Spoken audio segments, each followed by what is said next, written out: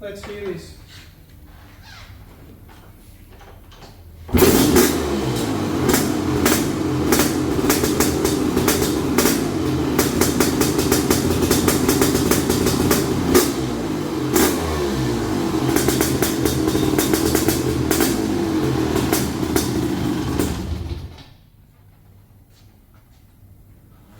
This restored CR500.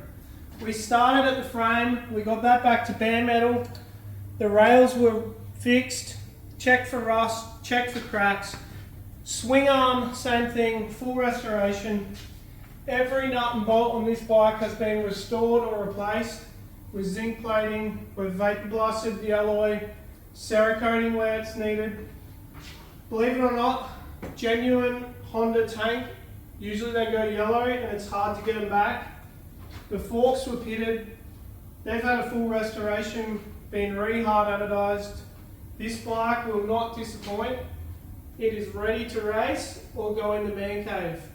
And the best thing about it, it's got a decomp fitted, so you're not going to break your leg when you start it.